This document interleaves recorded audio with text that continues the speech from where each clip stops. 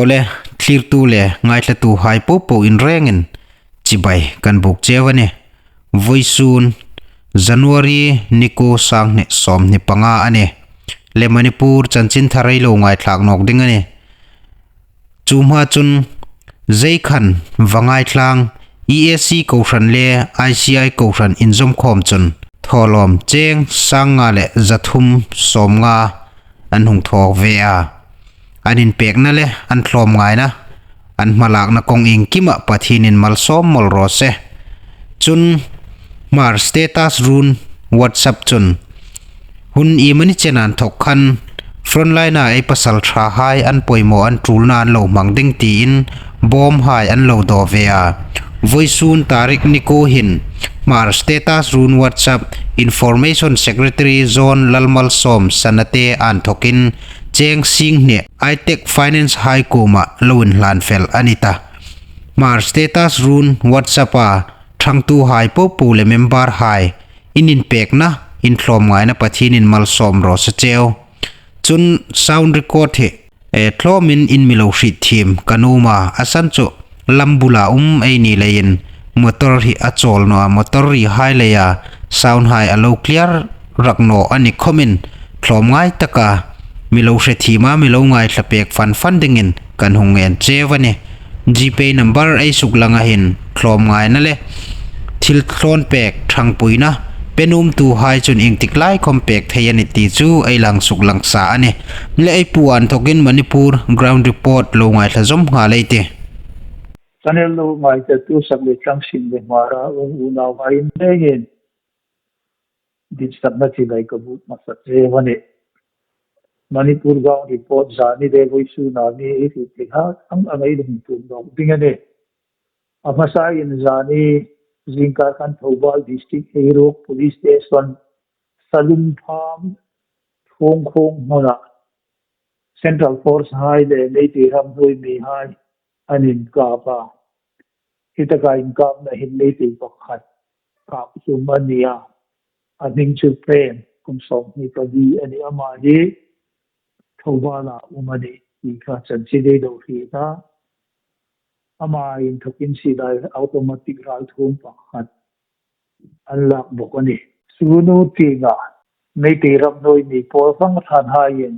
poisa an tol kam telu le yen zani kan sugunu tinga Meitei meira pai bi han strai kan phoni reverence ko gen how lai molno palela thi aroman hung pur kakha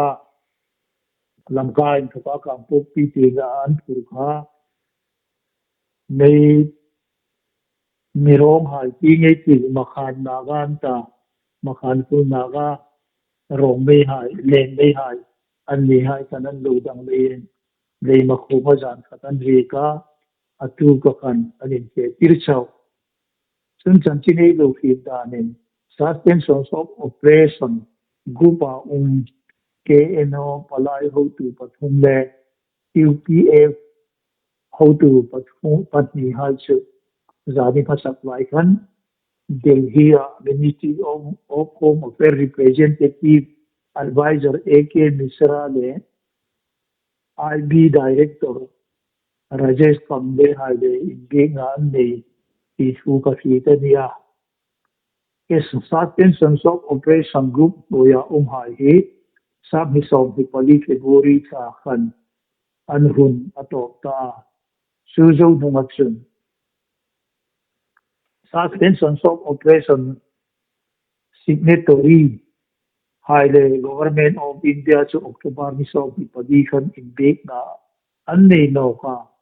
chu dunga in big na chu jani masaka chau kha anita amit chawani ti kha chanchine do heta sen arambai bengal highway state police high sun jani masak zan dar ko le minute ma khan gamji fighting sigain hum ka pa Voitam taksiday hum kapane mi rok su vides volunteer hayin indom takan ngai noli nan to sanani arambay tengol hayin muslim sangwal pakhat voksan in faktir bilbeyin pangal haile muslim pangal haile nei ti hayin kara guru ba so sanga hit hidana to him pangal high from village volunteer and Sivani. Soon Manipur Pradesh Congress Committee hold to program iwobi singaroyin Zani Nirit Janori Sap Isong Pagi Pangakan Governor Ajay Kumar Bhala Chonwan Puya Sutaka Anthil Hai Chu Manipur Nam Mai Hai Kara Indo Nahi Nam Indrem Na Theata Apanina Meitei ni Puising Kam Takribi Kema Hai Ma Ni Indelua Tinam Ten Do Pil Teno Dingana Hitaka Ribi Kema Hai He Kum Hideu To Ni tina khosak dan harsat divinan umam harsat nan tu lehin zani masakel kumkan Meitei nam hei pakhat apasal nei na kum thanga cha wala ni ka ha an ok lumani he ngai tu vel hi an wasil puya ni ti thu e hi bokani chanchini lo ti danin sai gol ti ga Meitei hai chun JCB bangin lam le nan sima chen tu hin German road Surat Purle Kampu Pi in Fepona, Lam Puitu, Meitei Hayen, Inkinam, Damsat Tati, Ending Day, Naga Hayen in Fuitu, Hitani Bokani, Subakatsun, Tuva, December Tarik Son, Tumpakat, Ta, Saibul Muna, Rabar Buletas, Central Force Hayen Ka, Amit Kawan, Pepi, Nisi, Amaka, Acan Chinay lo Danin Amit Hinting Katsu Alatha Mata Pakhat Hinting Kat An Kapsi Taru Katsu Mangkayan Tano Dinganiti Kacan Chinay lo Pokani Voisun Fan Chan Chinay lo Danin Arambay Tigol Haisun An Numak Hai Namdang Le in Maple lo Dingin Fu Intin Pirna An Neya Meitei Nam No Tapatu Namdam ren pasala ni lo jingin anin tir firti suka te lo fit bokani chun voi tu wa hum ding tarik ni som pati ni ahin dar khata Bisenpur CI college imam kun nung laire bi mona arabai tingol dinga hungin pethan hai ko pungchu hitaka hin intim kam na in nei tir ni ganti ani bokani Sanchidi Danin, a video viral at the Quaido Danin, CRPF Pedoling Pe Haichu, Manipur, Myanmar border Laya, to high hit loving, unloka, Tika, create Anibokoni. Soon, Voituk Darnale, Senvian, Toka, Darit in Karakan, 33 Assam Rifle Le Singa Commando High Chamrulin Tuta Sekmai Dil Vel Lai Sekmai Le Akol Vel Kuhaya Hambul Madai Leikai Ya Hin Sarsa Operation Jinkarai Tokhanan Neya ralthuom tam takan manani an ralthuom man highlight hin 7.62 mm SLR a magazine bow pakhat serial number S336A Chun Ulbun pakhat serial number 18572 2010 Bhatti and Company Chun County made 9 mm pistol pakhat registration number P-172T a magazine pakhat a mubo Chun 3.2 pistol pakhat a number 1442 made in USA Susubaka Chun 36 HCE hand grenade pathum an mansabu ka detonator pathum le lancer pakhat Chun silai mu pathum ulbun mu patni silai kabruk sa AK-47 ni so stun cell normal patni le tear gas smoke pakhat le tear gas smoke hi pakhat le grenade pakhat tinga hi an man sa bo kani chun zani lai khan tuta CM Bangla le governor Bangla in thoka meter jati vel sawa ta imphal lam bule na eni kamni hai in pakhat se Meitei ara bai te gol hain an lo ro no kani ti ka e wa an ni hai chun electric short circuit le ya hi in hi ka ngani ti in an hung po ma mi ro chu Meitei han an varo ani ti hi ching ta ka hi ane liang mai na ga kon sakul ni pui hai chun le ma khom bula tuta lam pui hi na ki tai hi lam ka chu chan pu le kam pu pi in fe po na lam pui kha e wai su ni chen khom hi nan la ta nga san chi nei do fi ta nen ne fe do hai kon sakul la ni mai pa kha ti an lu bo ka ni me la chu de ya chu hi lam pu hi an dang ane Meitei charam ko ko mi hai ko min an support thu hai an hung in so bo ka ni e in tak he ching se lo win an nom nom min he gen thilan hung to tho a na ga hai le e ni zo ku ki hai in ti nam an in pel ma thi di ga na in ti nam in do the an ta ti kha an ni hai in tu ta an lo mai tu le e an lum ri la ni ti khom hi the yani chun chan chin pa khadei do hi danen border fencing India Myanmar ramri tuta ramri thir dai sim lai me ka hin te ni tam ni abik takin zo ku ki hai tu khom wa thang lo digin in fit tiran ne BRTF hai sin thoda hin in lawel dinga e ni tam ni mi tam tak a thang ve at humanity fi ta dia hi an hung fi na san khom thil dam ni lovin tu hin naga hain eng mari hai umna ramri bulvela fencing an sim de hin maring hai an kholal hai ko man mana tu chen hin naga hai NSCC NIM hai ku ta an lam ta ngania I border seva thang hai cha tu tu kom anin dai no ding ani an ti de yin hi tu hi e hung khil sa ane chen e hi thi angin nei te ha stian di man le yin Manipur hin buina aso kani ti in biren sing khom khan ahum khil fi dingen a umbo kani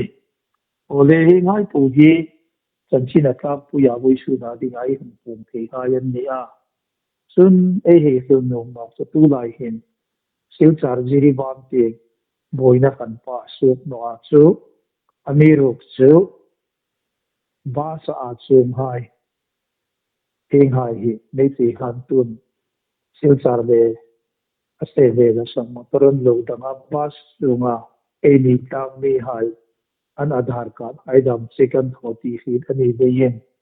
sanchide do feed danin bas vela in lom lo tingen in feed tirna e hum sim pokane ole ka hai ko ka moi su na dinga Manipur gaw ni pode hum pe thei ta hai an nia Manipur mun fan kana hai boina atim noa ko tu ta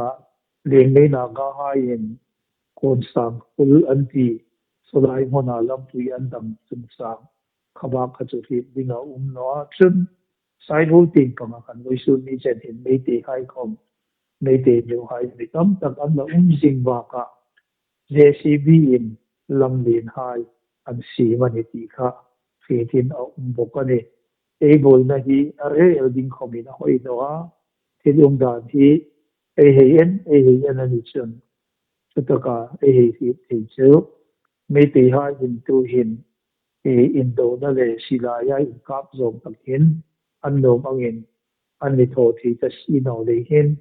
nam dam hai, ko le ki nga che,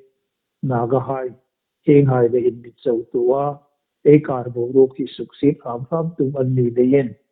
naga hai le kar bo ro ga sit no na ding yin, tu ko mai film kurama yan social media le WhatsApp ve hai kom in bel mak na thi som phút hello reng re naga hai de ikara tu hi tu comment WhatsApp le social media haya ziga upload do dingin ei hongin fi tir kal machine thamati ole khang hai po ko voya na dinga Manipur chanchina tampuya ei hum pom thi hai chuan ne kalome ole pu chan chin thar ngai na mi hai ta ring in apeng ba thak pha pe la hi thil pakhat zuk in don sa zau che le zuk hril sei met tin la zuk hrit fi dep num ka ne ya silchar ting panga chan chin ba sa chunga meitei hai in thlang mi hai an zong ti thu hi e a silchar ting panga hin kholai munama location hai le a hun ang hai hi hrit thei dan angang im lang hril fi pek met thei di mo chan chini lo lak dana mo e an hum hil danin zani masak lai vel pom khan mi pakhat ka mei ti hanan man panan ta chu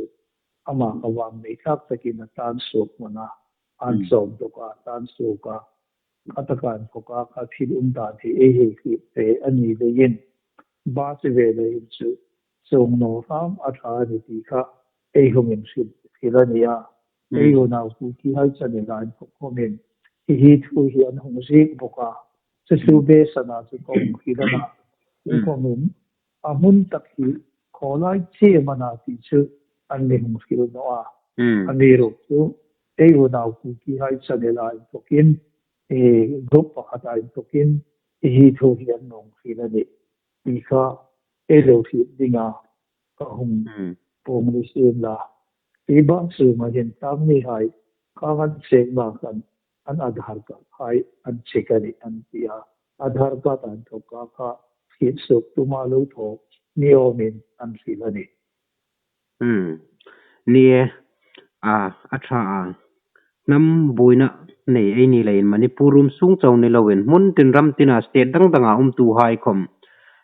thisen luma ei unaw hai ma ni unaw hai seng he tran ei nia meitei hai khom ni hai sin la ei ni zo na tla kai khom nin la ei mun senga hi thei top suwa mala ei ni leihin